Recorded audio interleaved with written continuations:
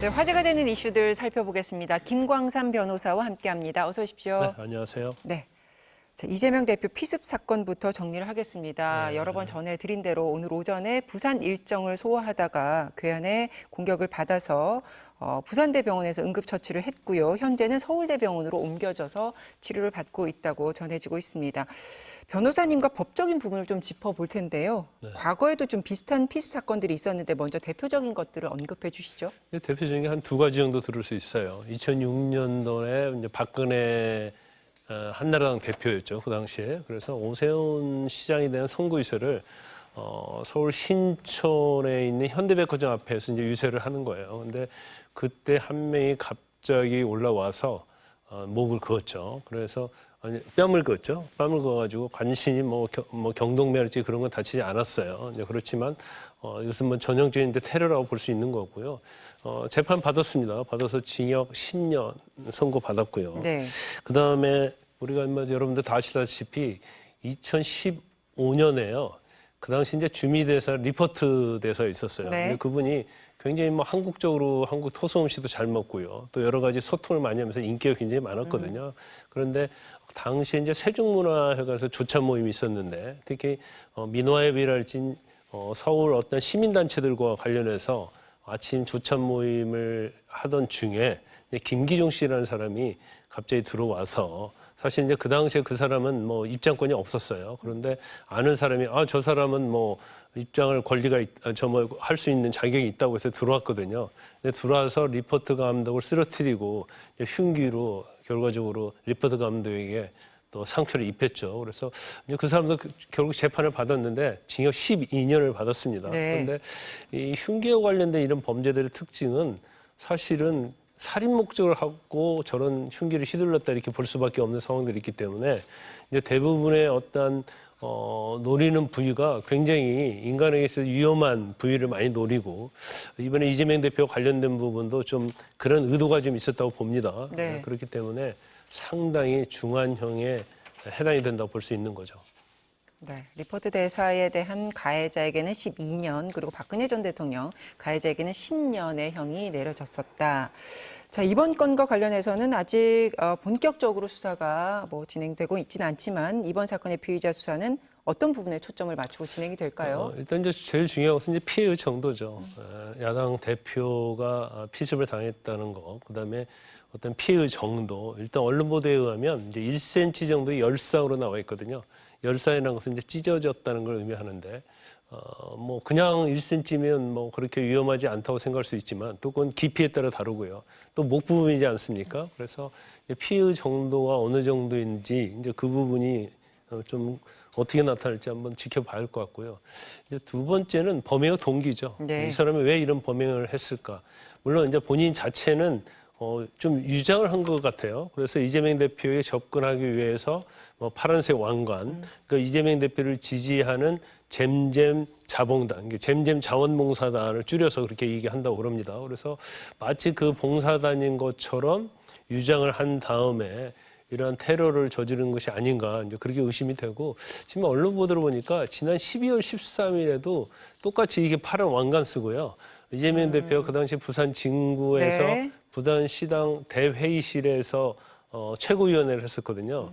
그럼 그때도 똑같은 복장으로 온 걸로 추정되는 사람이 있는 걸 보면 예. 그 당시에도 뭔가 테러를 하려고 했는데 하지 못했다가 이번에 한 게 아닌가 이제 그렇게 추론이 돼요. 그래서 범행 동기 중요하고 그다음에 과연 이 사람이 어떤 성향을 가진 사람인지 아마 그런 부분들이 많은 국민의 관심이 있을 걸로 보입니다. 네. 이재명 대표의 피습 사건과 관련해서 부산경찰청에서 첫 브리핑이 시작됐습니다. 직접 현장 연결해서 브리핑 내용을 들어보시겠습니다. 바로 옆에 있던 당직자들이 즉시 제지하고 이후 현장 경찰관이 합세하여 현행범으로 체포하였습니다. 당시 상황은 우발 상황 및 인파교통 관리 등을 위해 경찰관 41명을 배치하여 대비하고 있었습니다.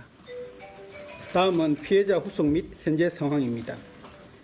이재명 대표는 부산대학병원에 후송되어 응급실에서 응급치료를 한 후 13시경 서울대병원으로 이송되었습니다. 다음은 피의자 관련 수사사항입니다. 피의자의 신원은 57년생 남성 A씨로 정확한 범행 경위 등에 대해서는 현재 조사 중에 있습니다. 피의자가 사용한 흉기는 총 길이 18cm, 날 길이 13cm의 칼로서 인터넷을 통해 구입한 것이라고 진술하고 있습니다. 향후 부산경찰은 수사부장을 본부장으로 총 68명의 규모의 수사본부를 설치하여 단 한 점의 의혹도 없이 철저히 수사하겠다는 말씀을 드립니다. 이후 자세한 내용은 백브리핑을 하면서 우리 관련 과장들이 설명을 하도록 하겠습니다. 다음 백브리핑 위해서 카메라 좀 퇴장해 주시면 감사하겠습니다. 네, 부산경찰청에 이제 수사본부가 설치가 돼서 수사가 진행되고 있고 지금 들으신 내용은 간략한 사건 경위 들으셨고 그리고 피의자가 흉기를 뭐 어떻게 샀느냐 뭐 이런 부분에 대한 정보였는데요.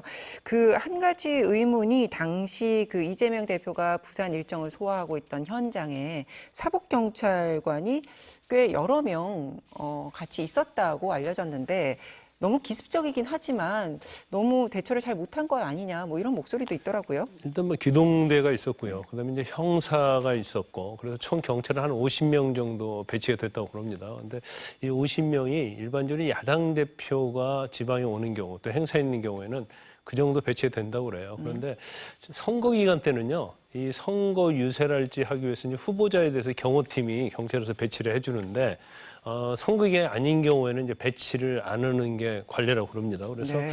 아마 지금 이재명 대표 어디 가면 이제 지지자들이 굉장히 많이 운집을 하지 않습니까? 예. 그래서 거기에 있던 경찰들은 주로 인파 아니면 뭐 교통 관리랄지 인파 관리 이런 데 주로 집중을 많이 했던 걸로 보여요. 그래서 아마 이거 사전에 좀 막지 못했다고 하고 아마 기자들하고 질의응답을 했었는데 이 혐의자가 용의자가 기자들 사이를 뚫고 갑자기 들어갔다고 합니다. 이제 그러다 보니까 더군다나 모자도 뭐 행색이 이재명 대표를 지지하는 그런 사람의 행색을 하고 있었기 때문에 뭐 경찰에서 전혀 이제 의심을 하고 있지 못했다. 이제 그러다가 순식간에 이런 불상사가 발생한 걸 보입니다.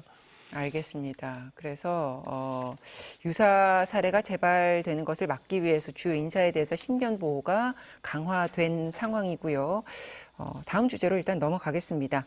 고 이선균 씨 사건과 관련해서 당사자가 사망을 했기 때문에 마약 의혹 관련 수사는 공소권 없음으로 종결이 됐습니다만 다른 수사는 이어지고 있는데요. 어떤 수사가 진행되고 있는 겁니까? 근데 아이러니컬하게 돼요. 이성균 씨와 관련된 수사는 이제 마약 수사가 대표직이었거든요.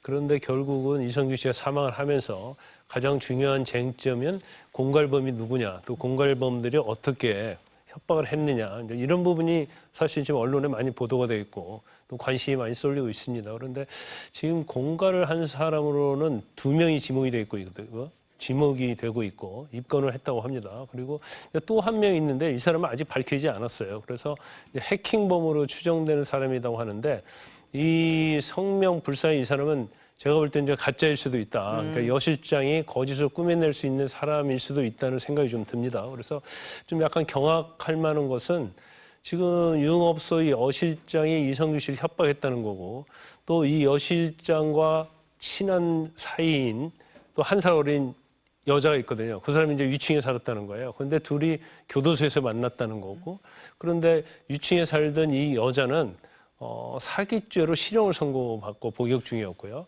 그다음에 여 실장은 전과가 한 6범이 됐다고 합니다. 이제 그러면서 친하게 지내다 보니까 이 여 실장이 마약을 하고 있다는 걸 알고 있었고 또 이 여 실장과 이선균 씨가 어떤 관계 이런 걸 알고 있었던 걸로 보여요. 그래서 경찰의 마약을 관련된 제보를 한 사람이 이 이성균 씨와 알고 지내는 여 실장이 아니고 바로 유층에 살던 이 여자였다는 거예요. 그래서 이제 상당히 많이 경악을 금치 못하는데 이 여자가 제보를 할 때요, 이 여 실장이 머리카락까지 가져갔다는 거예요. 네. 그러면 이 여자가 이성균 씨가 받은 돈이 한 5억 되거든요. 그리고 여 실장이 한 3억 되는데 그럼 왜 이런 짓을 했을까? 이제 범행 동기에 대해서 굉장히 의아할 수가 있는데 아마도 본인의 입장에서는 그 여 실장과 사이가 굉장히 안 좋았고 또 금전적인 문제로 서로 갈등이 있었다고 합니다. 그리고 만약에 마약으로 체포가 돼서 들어가면 자기가 이성균 씨를 상대로 공갈을 했던 부분이 덮여지지 않을까 이런 생각을 하고 마약 제보를 한 것이 아닌가 이렇게 이제 경찰을 보고 있는 것 같아요. 네. 지금 말씀하신 게 굉장히 복잡한데 어쨌든 공갈 협박으로 고소를 당한 두 여인이 있는 것이고 그 한 명이 유흥업소의 여실장이라는 사람과 그 지인인 20대 여성 이렇게 두 명이 지금 지목이 돼서 수사가 이루어지고 있는 것이고요. 그래서 이 사건이 촉발됐던 그 최초 제보자가 유흥업소 실장이 아니라 지금 거론됐던 이 20대 여성으로 그렇죠. 밝혀졌다. 이게 지금까지 나온 뉴스고요. 이선균 씨가 사망을 하면서 경찰 수사에 문제가 없었는지에 대한 지적이 이어졌잖아요. 그래서 네. 경찰이 공식적으로 해명도 했는데 그럼에도 불구하고 이제 지적이 되고 있는데 경찰 수사의 문제점을 어떤 부분을 짚어봐야 될까요? 일단 이제 저희가 알기로는 이제 여실장이 제보해가지고 또 협박을 하고 그래서 이성균 씨에 대한 문제가 불거진 걸로 그렇게 알고 있었지 않습니까? 그런데 이제 그와 또 정반대거든요. 그러면 사실 이 여실장이 마약 전과랄지 이제 전과 육범이다 할지라도 특히 전과가 있으면 사실 어떤 진술에 있어서 신빙성에 좀 문제가 있을 거거든요. 그러면 이성균 씨가 정말 마약을 했는지 여부에 대해서는 일단 뭐 이성균 씨는 뭐 빨대로 수면제인지 알고 했다 이런 얘기를 하고 있지만 정말 수면제인지 알고 빨대로 했다고 한다면 사실은 마약 검사에서 양성이 나와야 하거든요. 근데 간이 검사, 정밀 검사에서 양성이 안 나왔단 말이에요. 음성이 나왔단 말이에요. 그러면 일단 이 여종원의 진술은 이제 신빙성에 문제가 있다고 보는데 이제 중요한 건 이거죠. 이 여종원이 아니고 다른 사람이 마약 제보를 했다 하더라도 적어도 연예인에 있어서 마약을 조금이라도 한 것이 되면 이 사람에게 굉장히 치명타가 되는 거거든요. 네. 그러면 기본적인 조사도 한 다음에 이게 사실 외부로 알려져야 하는데 그런 것도 전혀 없이 한쪽 여자, 그것도 전과에 있는 사기 전과에 있는 사람의 말만 듣고 이것이 피의 사실 외부로 공표됐다는 게 가장 큰 문제점이 있는 거예요. 경찰 입장에서는 제보자가 있으면 수사를 안 할 수는 없어요. 그렇지만 그 제보자의 진술이 신빙성이 있느냐, 증거가 있느냐 이런 걸 어느 정도 확인을 한 다음에 수사를 해야 하는데 이게 너무나 뭐 제보자의 진술을 신뢰를 한 것이고 또 여기 나와서 그 제보자의 진술을 뭔가 뒷받침할 수 있는 보강 증거랄지 이런 것들이 확인이 잘 안 됐다는 거예요. 이제 그러다 보니까 결과적으로 이성균 씨의 어떤 극단적인 선택이랄지 이런 문제가 발생하기 때문에 경찰 자체는 제보자 진술이 있으면 우리는 수사를 안 할 수가 없다. 이 말은 맞긴 하지만 네. 단순히 제보자 진술만 가지고 수사하는 게 아니고 또 마약은 어떤 수사의 특수성이 있지 않습니까? 그럼 얼마든지 미리 검사를 해서 어느 정도 단서를 잡을 수 있어야 하는데 너무나 어떤 실적 이런 거에 너무 생각한 나머지 기본적인 ABC를 놓친 게 아닌가 싶습니다. 그 지드래곤의 마약 투약 의혹 수사가 혐의 없음으로 종결이 됐는데 그러면서 이제 상반되게 이제 고 이성균 씨에 대해서는 수사가 너무 무리하게 진행됐던 것 아닌가 이런 비판이 나오고 있고 공개 소환이라든지 자백에 의존한 수사라든지 뭐 이런 부분들을 구체적으로 짚고 있는 것 같더라고요. 근데 뭐 이성균 씨도 이성균 씨인데 지드래곤에 대한 수사는 일종의 하나의 해프닝이에요. 그러니까 사실 경찰 수사에서 있을 수 없는 일이 일어났고 또 아무런 단서나 그런 것도 없고 뭐 제가 볼 때는 단순히 그것도 제보에 불과할 뿐이라고 생각이 되는데 그런 제보에 의해서 계속적으로 뭐 마약 검사하고 결국 음성 나오고 또 결국 끝까지 뭐 파헤쳐서 마약 여부 뭐 신종 마약 여부가 있는지 여부를 뭐 판단해 보겠다. 그 자체도 사실은 잘못된 거고요. 이제 그로 인해서 지드래곤이 됐건 이성균 씨가 됐건 얼마나 많은 피해를 입었습니까? 네. 그래서 이제 중요한 것은 그거죠. 특히 연예인 같은 경우에는 가장 중요한 것은 뭐 명예 아니에요. 그리고 그로 인해서 있는 어떤 팬들 아니면 관련돼서 어떤 명예훼손이 되고 본인의 유명세에 어떤 손상이 있게 되면 이건 뭐 일반 사람과 다르게 더 엄청나게 뭐 피해를 볼 수 있거든요. 그래서 특히 이제 경찰 단계에서도 이제 피해 사실 공표랄지 이런 부분에 대해 있어서는 엄격한 준칙을 만들어야 하고요. 그 준칙을 어겼을 때 그에 따른 어떤 징계랄지 어떤 혹독한 그러한 뭐 처벌이나 그런 게 있어야 한다고 봅니다. 이번 사건을 계기로 해서 연예인 수사에 대한 어떤 뭐 지금 말씀하신 것처럼의 방향 전환이라든지 뭐 그런 게 생길 수 있는 가능성이 있을까요? 아니 경찰이 당연히 그 대책을 세워야 하는 거죠. 이번 수사는 어떻게 보면 굉장히 해프닝이고 경찰이 아무리 변명을 해도 잘못한 건 맞아요. 그 맞으면 뭐 근본적인 것부터 고쳐야 하고요. 당연히 이것은 경찰청에서 감찰을 해야 할 겁니다. 그래서 근본적으로 어디에서부터 문제가 시작이 된 거고 어떠한 법적 절차를 어겼는지 그리고 그에 따라서 이게 불가피한 상황이었다고 한다면 앞으로는 이제 재발이 안 되도록 네. 방지처리를 당연히 마련해야겠죠. 알겠습니다. 짧게 한 1분 정도 남았는데요. 교회 신도들을 상습적으로 성폭행했던 만민중앙교회 이재롱 목사가 그제 사망을 했습니다. 이 부분도 좀 설명을 해주세요. 이재룡 목사에 대해서는 뭐 아주 뭐 JMS랄지 뭐 굉장히 대한민국 역사에 있어서 어떤 교회 내에서 그 뭐 교회 자체가 뭐 정통인지 사입인지 이 부분에 대해서는 뭐 아마 국민들이 다 판단을 하실 거고요. 굉장히 이제 폐쇄적으로 돼 있잖아요. 그러다 보니까 이 안에서 이루어진 것들이 거의 밖으로 드러나지 않고 판단이 안 됐어요. 근데 이재룡 목사가 아마 징역 17년을 받았을 겁니다. 네. 혐의 자체는 징역 16년이 16년. 예. 네, 여신도 9명에 대해서 40여 차례 정도 이제 성폭행을 한 혐의거든요. 근데 지금 16년을 받았는데 지금 만 3년 5개월 정도 복역을 했고요. 그다음에 중간에 이제 대장암이 걸렸어요. 그래서 대장암 때문에 말기암이어서 형 집행정지 신청을 해서 네. 이게 받아들여졌거든요. 근데 결국 뭐 대장암을 이유로 이제 사망을 했어요. 그런데 본인 자체 이제 재판을 받으면서도 피해자들에 대해서 사과나 진정한 반성이 전혀 없었고요. 그다음에 피해자에 대한 피해 회복도 전혀 없었습니다. 그렇기 때문에 이제 피해자들 입장에서는 정말 또 제3차 피해라고 할 수 있는 부분이 있을 수 있는 거죠. 알겠습니다. 오늘 여기까지 듣겠습니다. 고맙습니다.